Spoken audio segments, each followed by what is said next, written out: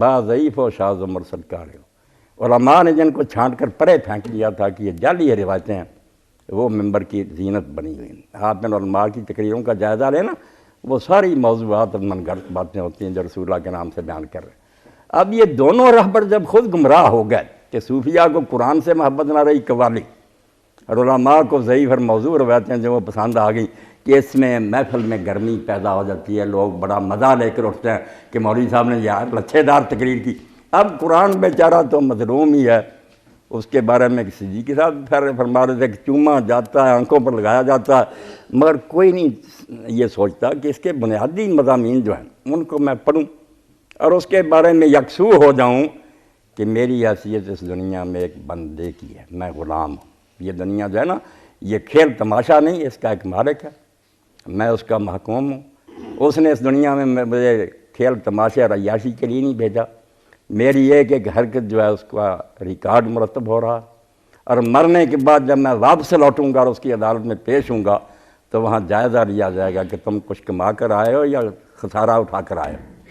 اور جو کامیابی ہوگی وہ بھی ابدی اور پائیدار، اور جو ناکامی ہوگی وہ ذالک هو الخسران المبین، اس سے بڑا گھاٹا کوئی نہیں، پھر تلافی کا موقع بھی نہیں ملے گا۔ اور عقیدے تین، اللہ،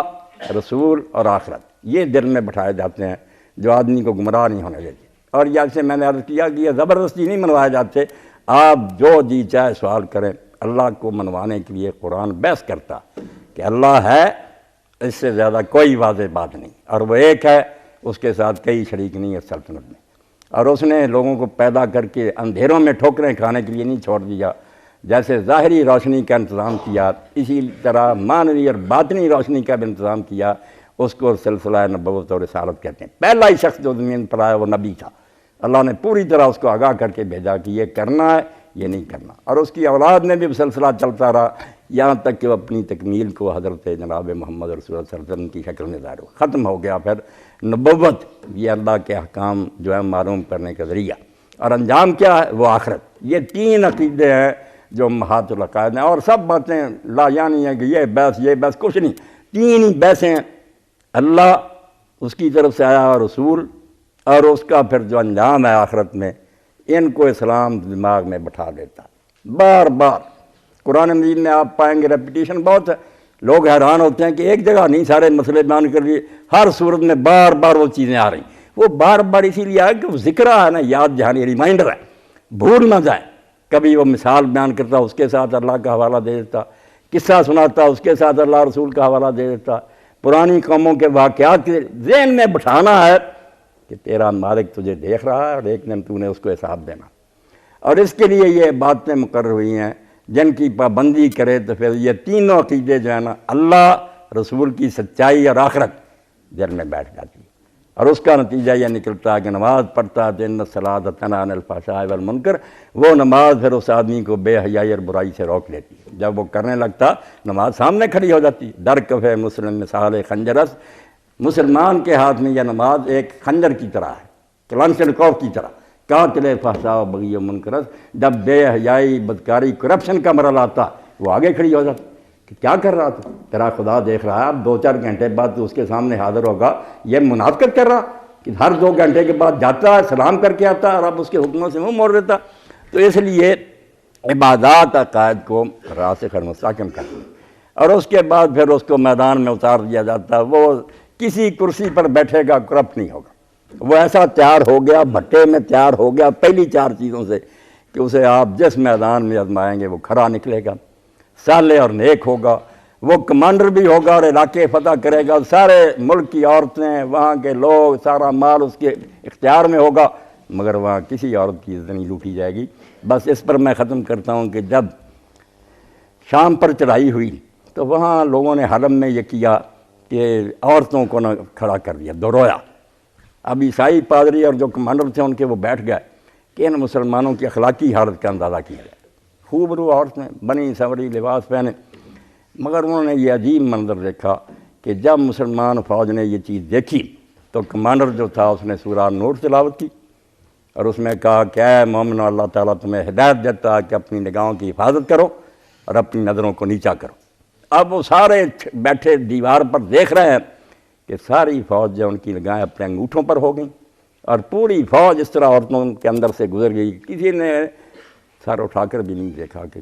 کون کھڑی ہے یہ کون نہیں۔ انہوں نے اسی وقت چابیاں حوالے کر دیں کہ ان لوگوں سے لڑنا اللہ کے ساتھ جنگ لڑنا، یہ انسانی لشکر نہیں ہے، یہ فرشتوں کی فوج ہے، ایسے لوگوں کے ساتھ جنگ کرنے سے ہمیں کیا ملے گا؟ تو قرآن جو ہے وہ اصل میں آدمیوں کو تیار کرنے کا نسخہ ہے، اسی کو تزکیہ کا آپ پڑھتے ہیں، تزکیہ کے پیغمبر تزکیہ کرتا، وہ یہی ایک شخصیت کی تعمیر، ایک اچھا انسان تیار کرنا، اسی کو تزکیہ کرتے ہیں۔ یہ کوئی خانقاہوں میں نہیں ہوتا، نہ کسی ورد وظیفے سے ہوتا، یہ دین کی وہ چار پہلی باتیں ہیں جو اپنی حیثیت کی معرفت، نصب و رعن کا تعین، تین بنیادی عقیدے اور عبادات کی پابندی، ان سے وہ انسان تیار ہوتا ہے جس کو آپ جہاں دیکھیں گے نا، خاکی و نوری نہاد بندہ ہے مولا صفات، ہوگا وہ مٹی کا بنا ہوا مگر فرشتہ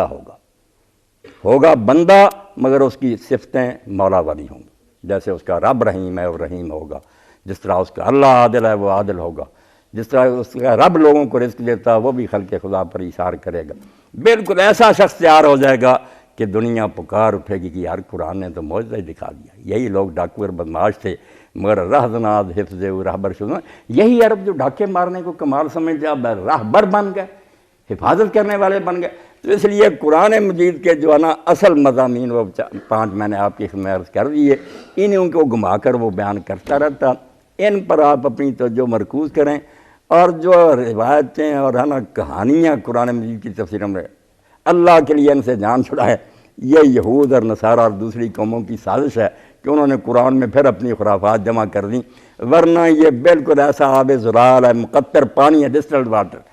کہ اس کو پی لے آدمی اس کو موت نہیں آتی، بالکل وہ زندہ ہو جاتا ہے۔ اور قرآن اسی لیے کہتا ہے کہ ایک زندگی یہ جو آپ ڈاکٹر حضرات جانتے ہیں فزیکل لائف، کہ جان ہے مجھ میں سانس لے رہا ہوں زندہ، ایک قرآن کہتا ہے ایک اس کی بھی زندگی آگے ہے، زندگی کی زندگی وہ نبی سے ملتی ہے، لما یحییکم۔ باقی سب مردہ ہیں جو بے شک سوٹڈ بوٹڈ ہیں، کرسیوں پر بیٹھے ہوئے ہیں، کرپٹ ہیں، کیا ہیں وہ انسان؟ وہ مردہ ہے، زندہ وہ ہے ومن کان میتا فاحییناہ وجعلنا لہ نورا یمشی بہ الناس۔ مرے ہوئے تھے لوگ، نبی کی تعلیم سے زندہ ہو گئے، اور انہیں ایک ایسی روشنی نصیب ہوگی جو حجروں میں نہیں، یمشی بہ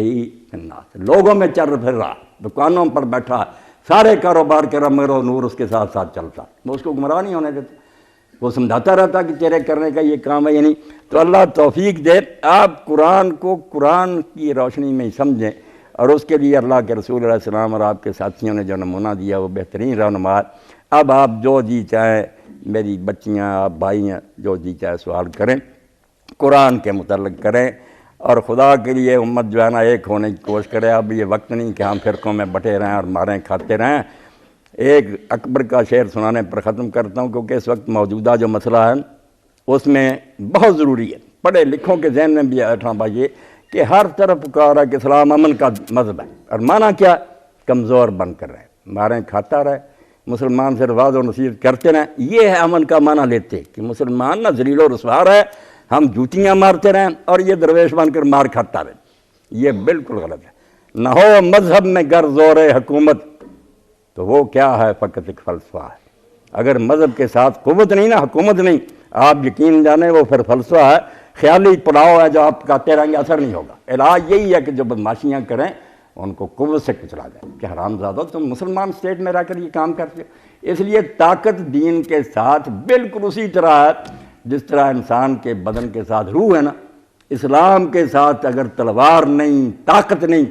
کچھ نہیں، خیالی باتیں ہوں گی، واز ہوگا، جب ہوا میں بکھر جائے گا۔ اس لیے یہ سبق آج تازہ کرنے کی ضرورت ہے، جہاد، قوت، غلبہ، ہم کمزور رہنے کے لیے نہیں ہیں۔ امن ہوگا مگر ہماری مرضی کے مطابق، یہ نہیں کہ لوگ گنڈا گردی اور بدماشیاں کریں، شرابیں پئیں، زنا کریں، ہمارا امن یہ ہے کہ ہم چپ کر کے بیٹھ رہے ہیں، یہ کوئی نہیں۔ ہم امن ایسا قائم کریں کہ کوئی بچی کی عزت نہ لوٹ سکے،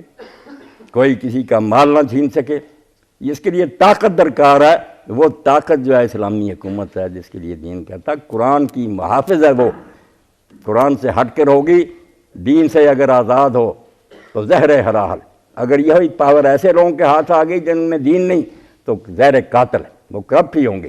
ہو دین کی حفاظت میں تو ہر زہر قتلیات، اور یہی اللہ کے بندوں کے ہاتھ میں آ جائے، خلفائے راشدین کے، تو ہر زہر کا علاج ہے۔ یہ ڈنڈا جو ہے نا برا نہیں، استعمال ہی وہاں ہوگا جہاں ہونا چاہیے، ناجائز ہوگا ہی نہیں۔ جو